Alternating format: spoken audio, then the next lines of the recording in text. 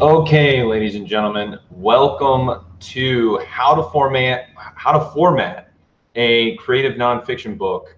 This is part 2, formatting publishing platforms. Specifically, we're going to talk about Amazon.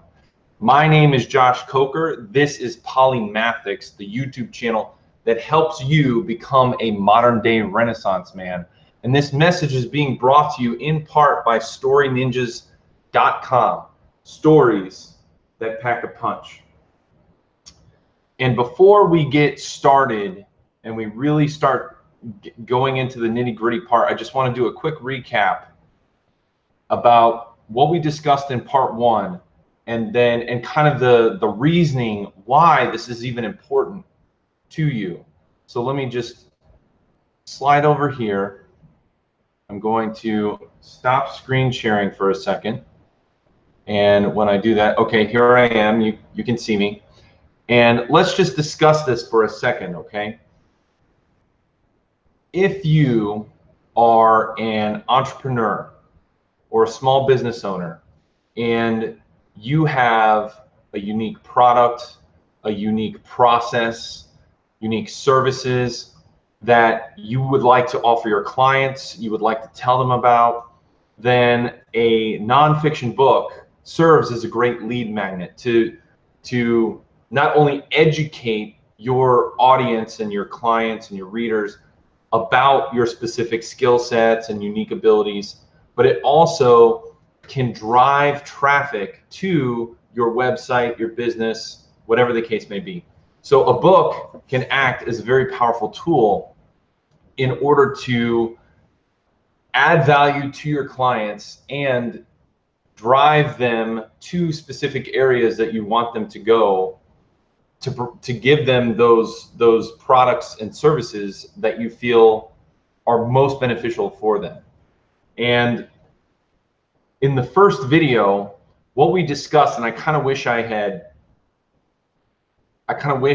when I made that video I had labeled it something different, but I basically said how to format your book, and it is how to format the book, but it was more like how to format the outline, okay? And we discussed what sections go where, in what kind of order, and it's primarily for someone who's writing a book that's a creative nonfiction. So you're going to add a couple anecdotes, you're going to show some research. It's not just some chronological order process type book. And the template that we emulated was this book right here, The 48 Laws of Power by Robert Greene, who is I said a national bestseller, which he is, but he's pretty much international bestseller. He's written several other books like The Art of Seduction, Mastery. He co-authored a book with 50 Cent called The 50th Law, and I may even be missing another one here.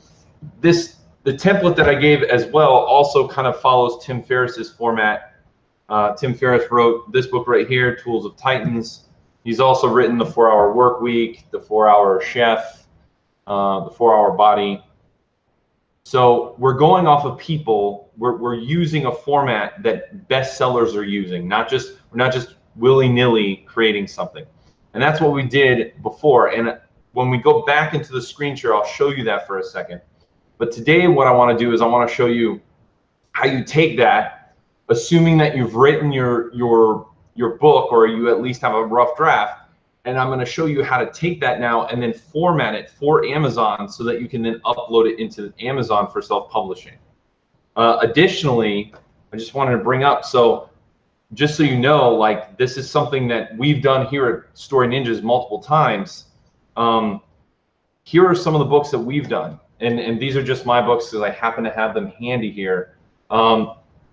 Here I have 4 of my creative nonfiction books that I wrote that we were able to publish on Amazon using this process. So I have a veteran transition book. That was the first book that I ever wrote. And then I have my Modern Monomyth series, which goes over the hero's journey and how to write.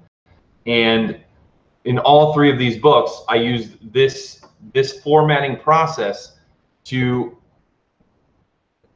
set the manuscript to a industry standard, so that when it publishes, it doesn't look all wonky. It comes out nice.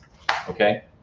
So with that being said, now let's jump into the screen share and let's start talking about it. And I'll show you, I'll kind of walk you through, I'll show an example of a book that I'm working on right now that's part of that series, so that you can see like we're using it right now to create books that we're going to publish. All right. So let's go back into screen share here. Okay, we're going to get the infinity screen, hide this. And then, so the first thing I want to do is, here's the cheat sheet that I went over yesterday, okay? And if you didn't catch this video, go ahead, you can pause this. Well, we're live right now, but if you're catching this after it went live, go ahead and pause the video. You can check out the first one. But this is just, if you have no idea how to set up and format your nonfiction book, this outline is here to tell you, like, this is basically the industry standard. As I said before, that bestsellers like Robert Greene and Tim Ferriss and multiple others have used to great success. And I'm not going to go through all these because we're actually going to discuss them in a moment here. But you can get this by simply going to www.storyninjas.com, and all you got to do, any of the pages, just scroll down to the bottom and you will see a contact us today thing. All you got to do is message us and say, hey Josh, can I get that template that you sent out? Can I get that cheat sheet for creative nonfiction? And we'll send that right to you. The other thing I wanted to talk about here is, and I kind of alluded to it a few moments ago, but why is writing a book so important for an entrepreneur or business owner? Is it the only way to get prospects and leads and traffic? No, absolutely not. There are so many ways to get customers and clients, but I feel like a book is the best way to educate your audience and give them something tangible that they can take home with them to learn more about you, to learn more about your business, what you do, your products, your services. And so here, our goal is to help you share your story with the world. That's why we have this on here, right? And so I think this is best for specifically entrepreneurs, CEOs, and small business owners, this particular video, because more than likely you have a business and you execute very well on what you do, whatever it might be. Maybe you're a baker and you bake cakes and cookies, and that's the products and services you provide. Or maybe you're a personal trainer and you train people and help them get in shape. I'm sure that if you have been working hard in your industry, that you have information and knowledge that you can share with other people that will add value. What I'm also sure of is that you probably don't know how to put that into book form and specifically format it for Amazon so that you can publish your book. That's what I'm here to do. I'm here to help you get past that hurdle so that you can do what you do best for your clients. And as you can see here, we offer all kinds of services. I'm not going to get too much in this. This isn't a pitch, but these are the kind of things that will help you, as I've got here, create a legacy, build authority in your space, and develop your brand if you are an entrepreneur or a small business owner. So now let's go in this, and we're actually going to do this live together. Okay, I have pretty much the same template, that same outline as I had yesterday. But now what we're going to do is we're actually just going to format it just the way I would if this was a book that I was writing. And just to show you kind of like what the semi-final product looks like, it's going to come out looking like this. Here we go. As you can see in here, on the template that we're about to create, the first thing is title and subtitle. Then you put the author's name and the editor's name. If we look here at the book that I'm currently writing, we have exactly that: title, subtitle, and even so in this one we have the book number, and it's actually book 4 in the Modern Monomyth series. It's written by me, and it will be edited by Julie Harmon, our chief editor here at Story Ninjas. And then from there, we go into the copyright. We even ask for a review and table of contents. So now let's go over here and I'll just show you exactly how we do that. All right, so we take from our bullet pointed outline, and now we're going to go right into it. Okay, so the first thing that I want to do is get just the information. So now that I have this singled out, what I'm going to do is I'm going to go to insert and then break, page break. Now I have only this information up here. And so then what I'm going to do, just a little bit of formatting here. Okay, so we're going to go and change this from normal text to the title. We're going to change this from normal text to the subtitle. Then we're going to leave this, the author's name and the editor's name will stay normal font. And what we're going to do, then we're going to go over here to the alignment. I want to align all of this. There we go. Now, these were not properly formatted in the beginning. That's why they did not go to the actual middle. Okay, here we go. So now we have the title of the book,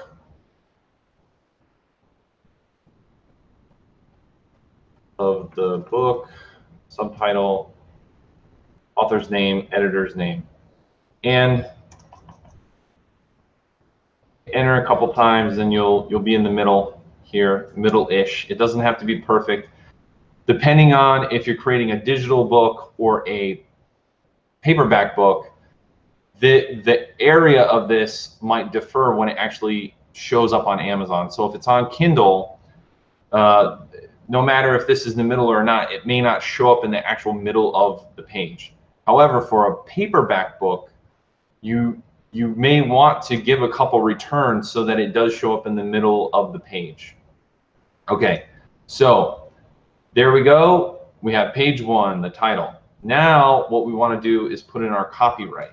Okay, so we're going to do the same thing as we did before. We're going to separate the information, and then we're going to do insert, page break, and then go back. And what we want to do is we want to go from normal text to heading 1. Now you guys might be asking yourselves, like, why are we going from normal text to heading 1 right now? There's a reason. Okay, there is a reason. Just hang tight. We're going to get to that in just a second. So from the copyright, either you yourself can put in copyright information, you can put in general kind of verbiage, or maybe your publisher will put it in if you're having it published by someone. We here at Story Ninjas, this is essentially what we do. Now this has a copyright of 2017. We got to change that to 2018. And then like that. And we're gonna put it right there like that. Okay. Now you see what happened here. I'm gonna fix this. It caught before the page break, but that's okay. All we gotta do is I backspaced it so that it came back onto the page, and now I'm inserting a page break after the actual copyright. So here we go. That's the copyright. I'm going to put this here. Now I know because I have it here. I'll actually let's do this. We'll put it at 150%. Now you can see this is what the full page looks like. So there you go. Copyright. And this one you can leave just at the top. And as I said before, especially if you're doing a digital platform like Amazon, you may want to put something like this in underneath the copyright. Be the first to review whatever book you're doing. And I'll even, just to show you guys, so you can just simply copy paste it into that. Oh, wrong thing. Control C to copy, Control V to paste. And the font on this, it doesn't matter. We put it in black to kind of catch the reader's eye, but it's completely up to you. If it is a digital book, you can have it hyperlinked like this. If it's a paperback book, then you're going to want to say like, be the first to review mythological storytelling by visiting our Amazon page. That's a simple change. And maybe you can even put the link. The reason that you may want to do this, you don't have to do it. We don't do it with all of our books, but the reason why you may want to do this is because not all readers actually read the books that they buy. I know that's crazy, but here at Story Ninjas, we've done a lot of research into reader habits, and it's very interesting, especially readers who purchase on Amazon.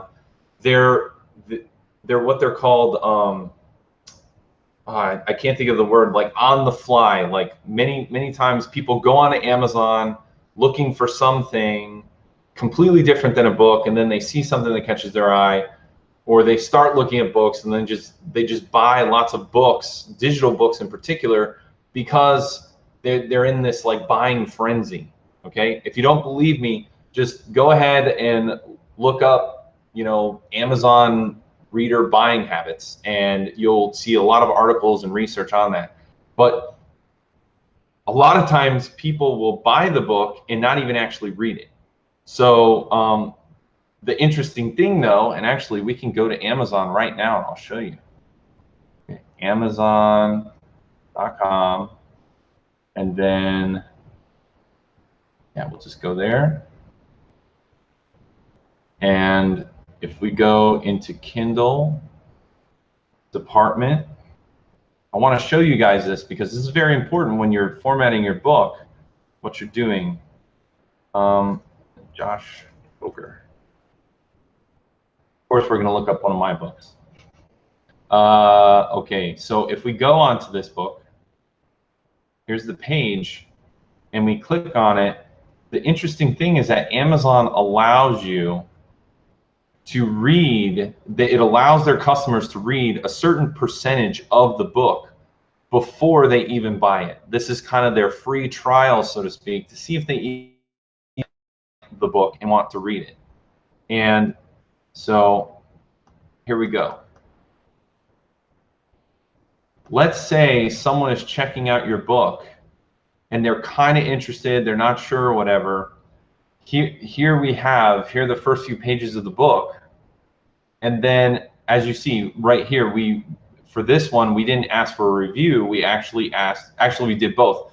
We offered the first 3 chapters of Steampunk Wars for free. And then we also put a link to review the book right away.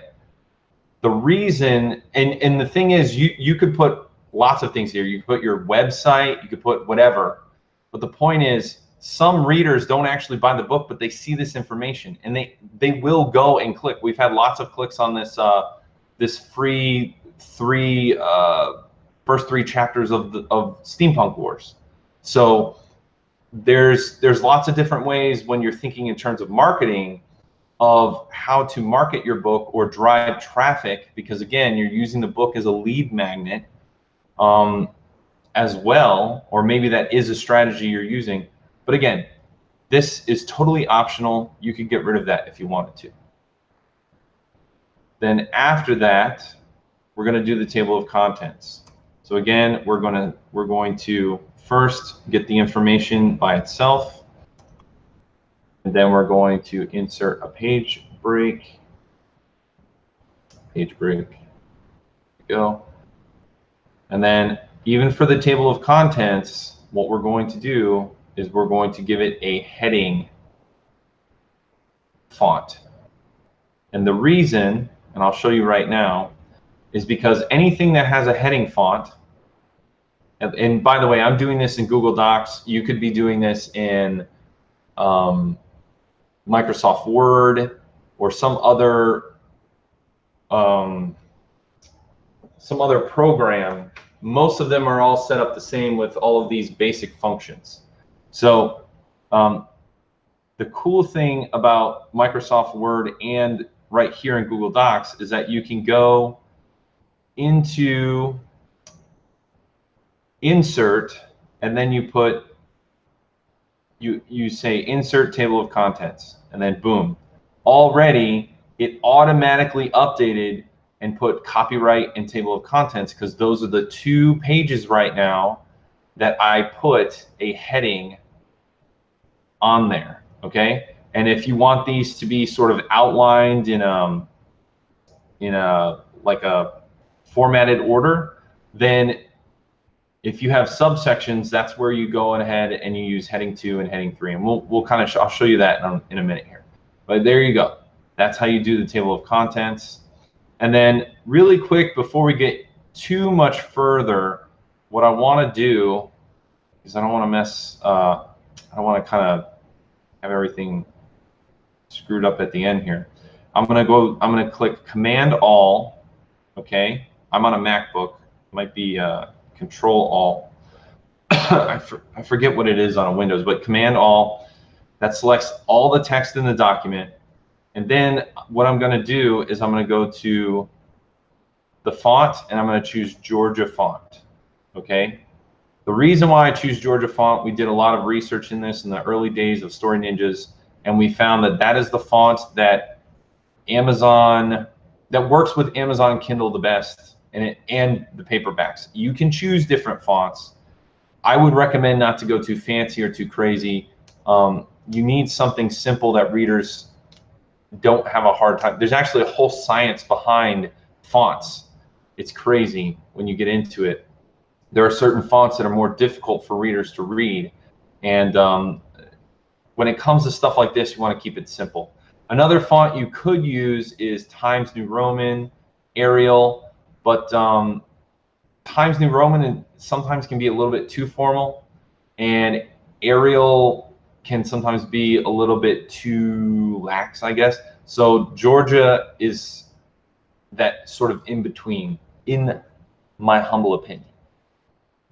So we've changed everything, and now what we're going to do is, before we do any more sections after the table of contents, I'm going to highlight, and then I'm going to hit Shift Command down arrow, select all the text that's left in the document, and then I'm going to make the font 12 font.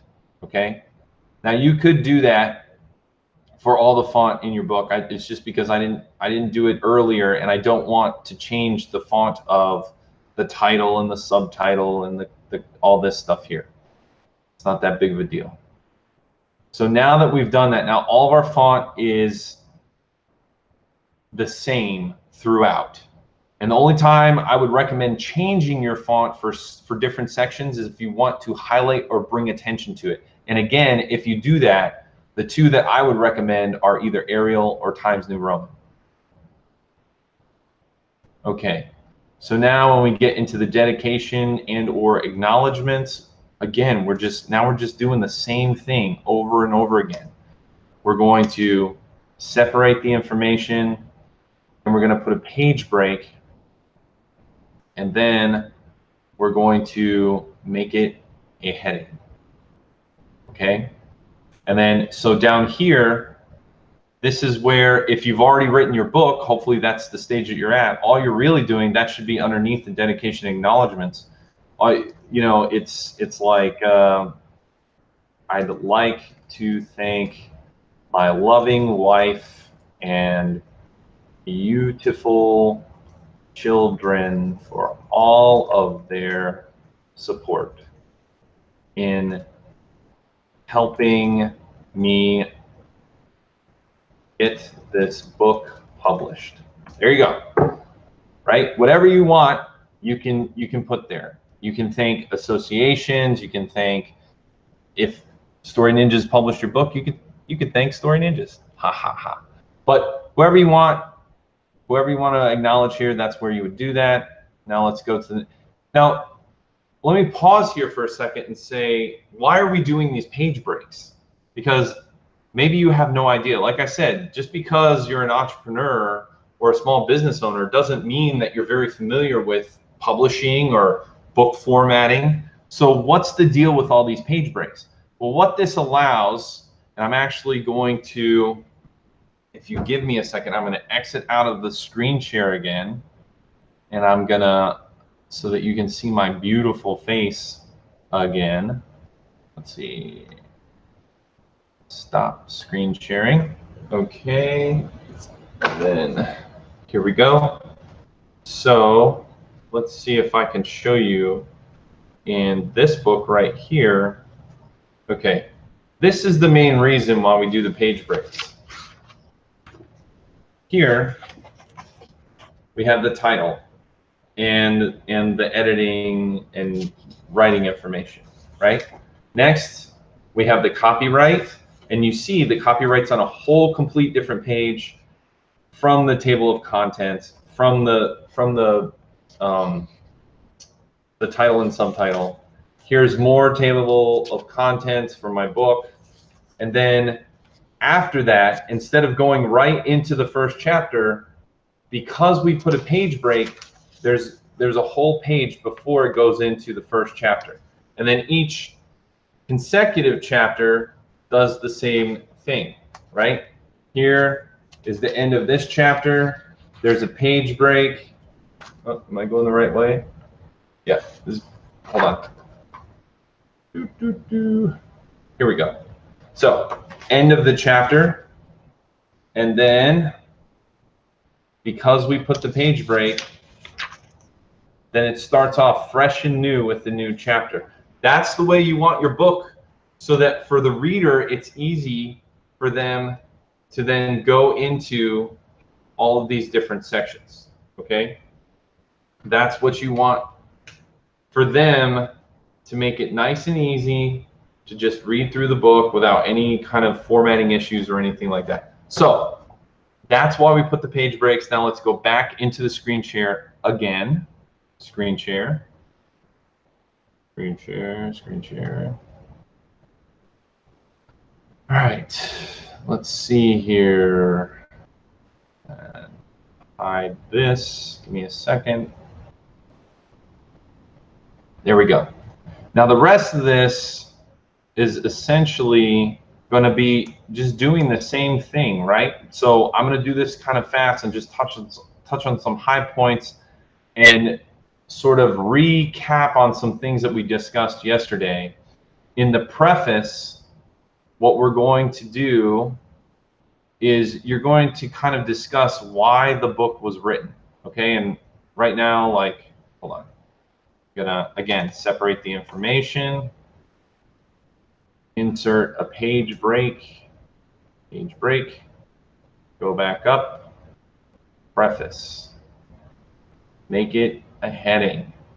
And then for this, why was this book written? I'm going to put this as the heading 2, okay? And then your response could be the actual preface, which is, I wrote this book to help my clients learn to format non-fiction projects. There you go. I mean, hopefully yours is like way better. Again, I'm assuming in this video that you've already got your material and your content, but you just have no idea how to format it for Amazon. So we're gonna have to insert another page break because I broke the last one. All right, the introduction, and we're going to use heading 1. Then we're going to separate this information, insert Page break. Now, for this, you might want to say something like, "Who is Josh Coker?" Question mark. Okay. And then you could put that as the heading 2, and I'll show you in a second why you want to do that. And then here we go. We can say like, and again, I'm going to do this really quick. Josh is the co-founder of StoryNinjas.com and a published author. He's written books. He's written both fiction and non-fiction books.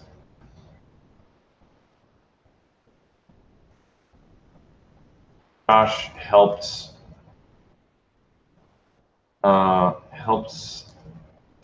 clients. Let's see.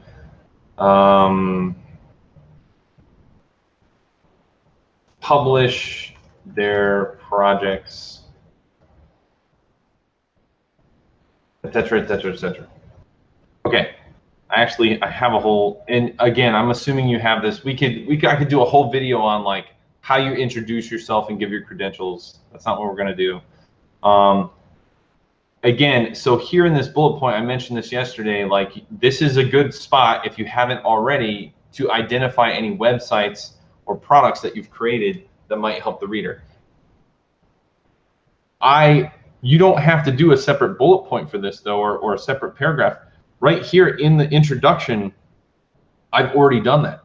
By saying Josh is the co-founder of StoryNinjas.com, well, bam, there's my website. They can go and see it. And a published author. I could say on Amazon. So people could, that kind of like, it's a subtle way to say like, hey, you can go check out his books on Amazon. Anyways, you can use terminology like that to kind of suggest that there are other products that they can have. If you have a business that you're a personal trainer, you could say like Josh is a personal trainer that has trained thousands of people, and you can see all of the transformations at www.joshfitness.com or something like that. Okay, and then in this section, and you could call it whatever you want. I'm just going to call it the main concept. Again, I'm showing you this for a reason here.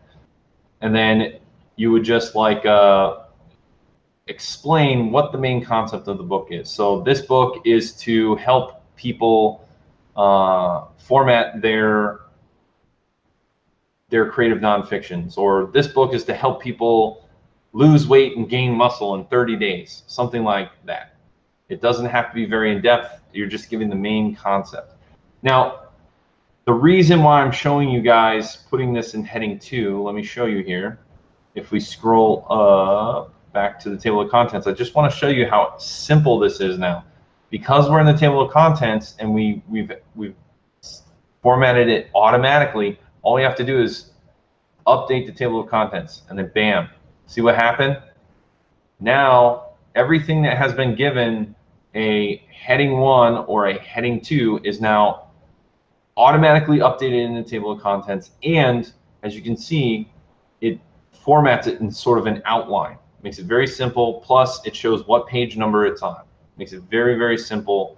That way, no matter what changes you make in your book, the page numbers are going to be consistent. You don't have to like go back and say like, all right, now that I moved this paragraph, what page is chapter 8 on? You don't have to do that anymore, okay?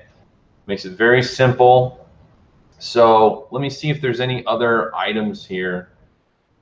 I guess from that point on, I mean, it's pretty much the same stuff that we've done over and over again. You're just separating the information that you have to make a new chapter. Okay, so let's do that.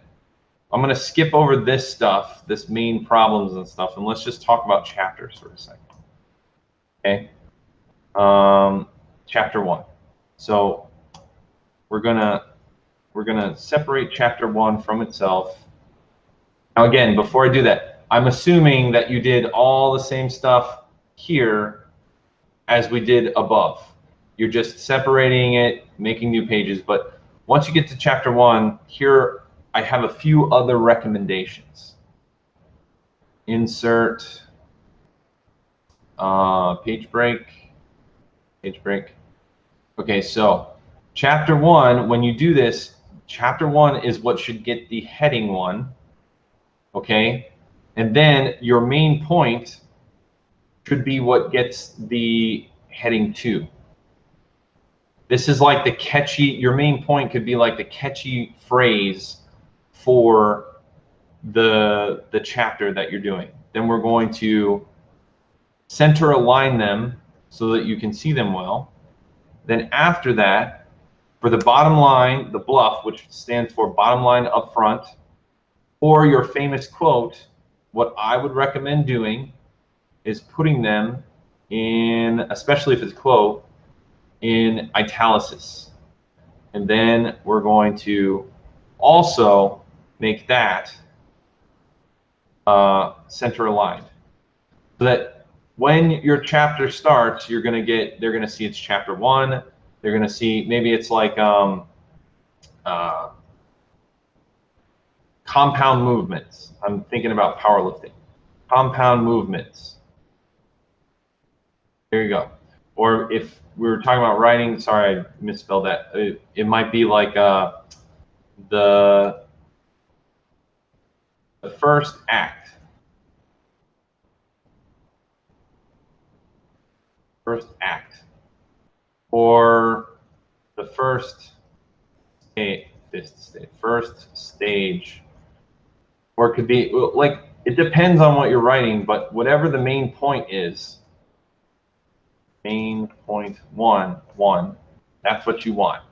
And then again, you either put the bottom line up front or the main point or a famous quote here, and it should be related to main point 1. Okay, so if I was talking about powerlifting and the topic was compound movements, the bottom line up front would be that, you know, compound movements allow people to use all of the muscles in their body and work them out in a much shorter period of time in order to gain muscle. Like, that might be the main thing. That's the bottom line. So if you do compound movements, it's going to help you gain strength much faster. Okay, and then all of this information here, this is all up to you. This would be the meat of your book. This is the information where you, as the entrepreneur, the CEO, the small business owner, this is the information that you should be the expert on, and you are telling people either about, you know, the special things that you can do, services you can provide, products you've created, or processes or something that you know a great deal about. Again, if you're a trainer, you would start talking about how to train, maybe how to eat, like what foods are appropriate.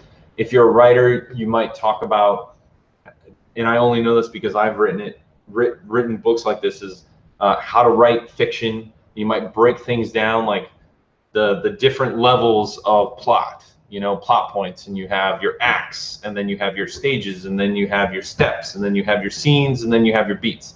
So you could go through all of those things, but this is just going to be the meat of your book, okay? And you're going to be giving information and tips and stuff like that. And if you want to know how to, like, in what logical format you should do it, again, go back to my previous video that I did a formatting example on the logical progression of a nonfiction book. And again, I have that cheat sheet. You guys will post it on the website soon, but if you want it like right this second, go to the website, email us, and we'll send it out to you. So aside from that though, after that, I mean, it's pretty much rinse, repeat. You just, every chapter is going to be the same. You're going to go to chapter 2 and you're going to do the same thing as you did before. We're going to insert a page break. Then we're going to make this heading 1. We're going to make main point.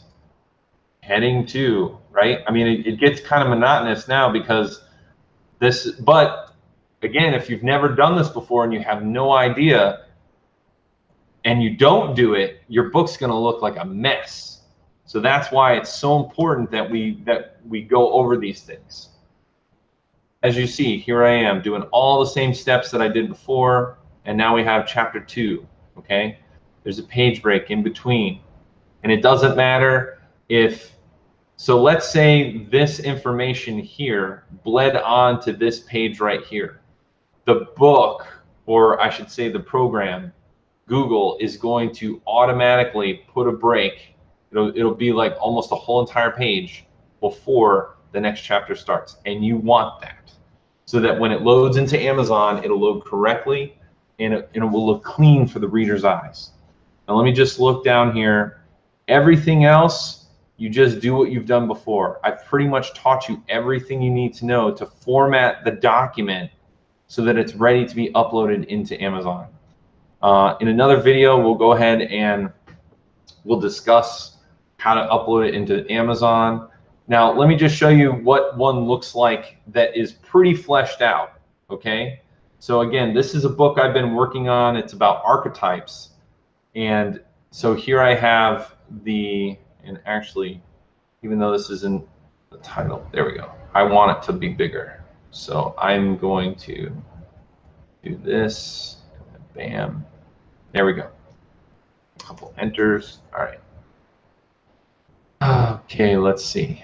Now, as you can see, this table of contents that I chose, and both Word and Google have this, you can choose to enter a table of contents that's regular, or this one with the blue links. Now, the reason why you might want the blue links is for the digital, for a digital version. Because if you, for example, like if you are creating a book for Kindle, this is helpful because then the reader can click on this and it will send them to the page, and that's why you don't see any page numbers, because they're not going to care about the page on the Kindle because it won't match up. All they're going to care about is like, send me to that chapter, and that's what these links are for. Whereas if we go back to this one, the reason why they're black and they have the page numbers is because this would be used for print, a print table of contents. Okay, so after that, again, we're just kind of going through here. Okay, here I have my premise. Here I talk about the problem, and I spoke about this in yesterday's video. If the reader doesn't know what the problem is that you're trying to fix, then why should they buy your book? It's one of the most important things. And then here I'm telling you this is the solution. And then I'm telling you this is what you're going to find in the book. And I talk about all the different things here, okay? Here I talk about my credentials, okay?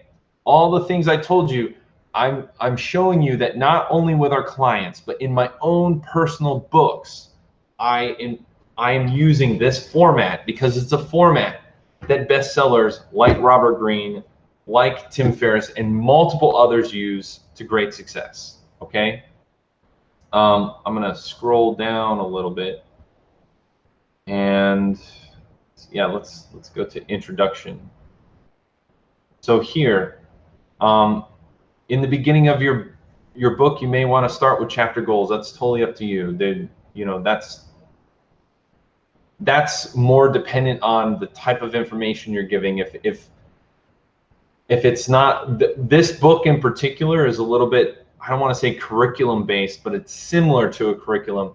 So this just gives the reader an idea of what they're going to be learning. You may not want to do that, totally not necessary. And then this is what it looks like though. What is an archetype in mythology? and then I explain. Then I give a list of the classic archetypes, and then we start asking questions that are important about archetypes. So if we look at this, this is the meat of the book. This is where you would be teaching whatever it is that you offer to your clients, okay? If we go back to the table of contents, again, let's look. When we go back, introduction of the classic hero archetype, we did the chapter goals, what is an archetype in mythology, what an archetype isn't, all of these things.